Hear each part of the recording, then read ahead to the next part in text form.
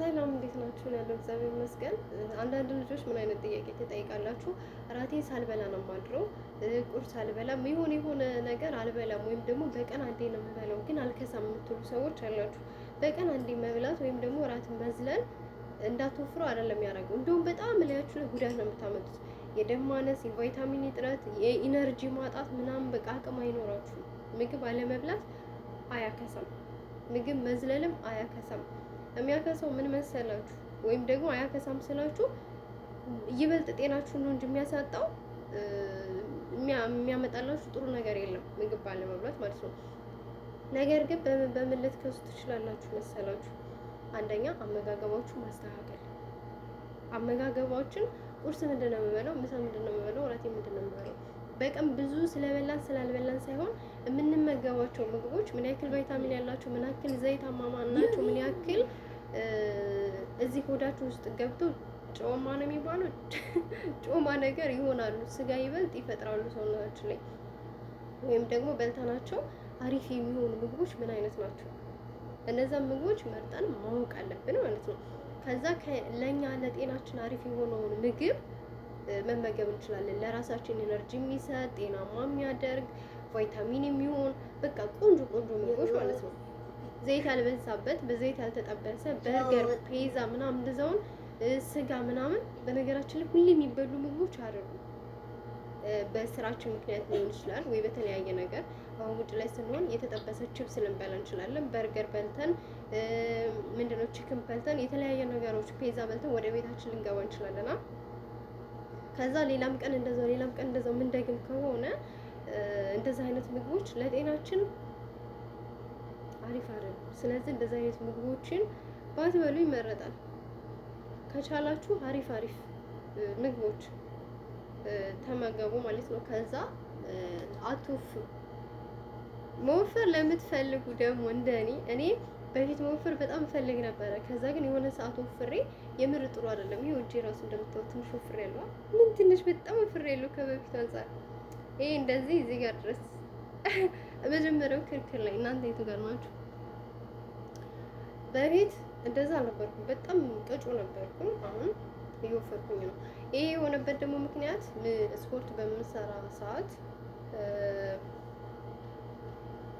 ስፖርት በጣም ምግብ ይከፍታል ታውቃላችሁ። እኔ ስፖርት መስራት ከጀመርኩ በኋላ የጠቀመኝ ምንድን ነው? እበላለሁኝ፣ ግን ስበላ ሁሉንም ያገኘሁትን አልበላም።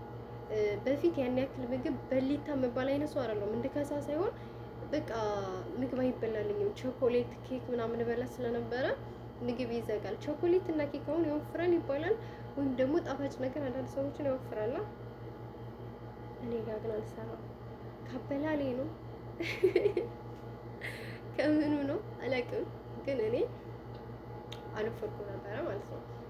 እንዴት እንደሆነ ባላውቅም ኬክ እበላለሁ፣ ቾኮሌት እበላለሁ፣ በቃ ጣፋጭ ነገሮች ሁሉንም ነበር የምበላው።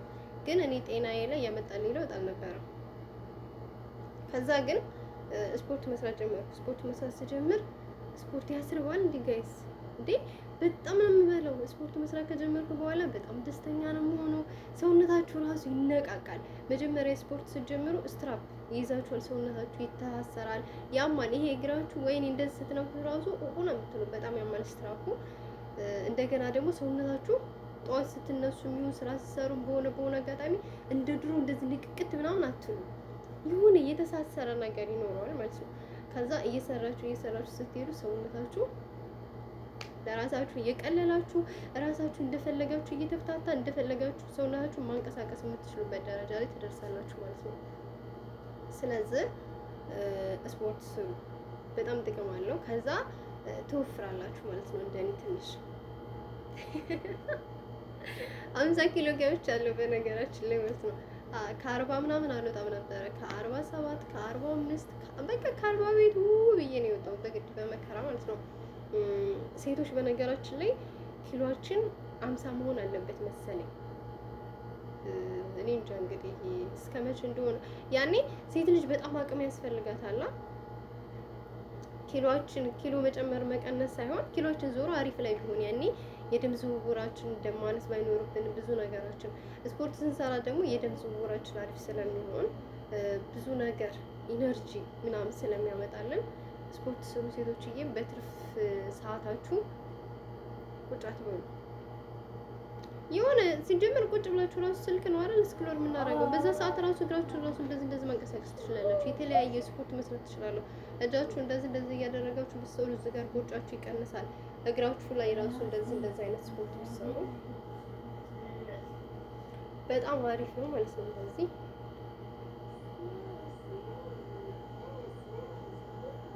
መስራት ትችላላችሁ። ይሄ ቦርጫችሁ ይቀሳል። እዚህ እንዳስቡ ይከሳል። ይሄ ቦርጭ አይኖራችሁም።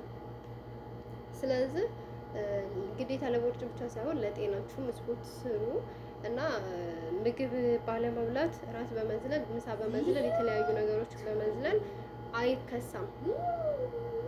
የሚከሳው አመጋገብን በማስተካከል ጤናማ የሆነ አመጋገብ ሲኖረን እና ጤናማ ያልሆነ ውፍረት ሲኖረን ደግሞ ጤናችን ላይ ስንሰራ ጤናችን አሪፍ ሲሆን እንትን እንላለን ማለት ነው። የወለዳችሁ እናቶች ደግሞ ካላችሁ ማለት የወለዳችሁ እናቶች ደግሞ በወሊድ ሰዓት ሆድ ይታሰራል መሰለኝ። እንግዲህ ወልጅ ስለማላውቅ አላውቅም። ሆዳችሁን ሳታስሩ ስለምቀሩ እናቶች ሲሉ ሰምታችሁ ከሆነ ሆዳችሁን እሰሩት ይባላል። በዛን ሰዓት ቦርጫችሁ እየበዛ ስለሚሄድ ስለሆነ ከቻላችሁ ልትወልዱ ከወለዳችሁ በኋላ ቦርጫችሁን ሰሩ። ከወለዳችሁ በኋላም ደግሞ ገመድ ዝለሉ። ሌላ ስፖርት ምናምን ቢከብዳችሁ ገመድ መዝለል ምንም ስለማያቅት ገመድ ዝለሉ ማለት ነው። ባይ ጥያቄ ካላችሁ ኮሜንት ላይ ጠይቁ። በቀጣይ ቪዲዮ እስከምንገናኝ መልካም ጊዜ ያላችሁበት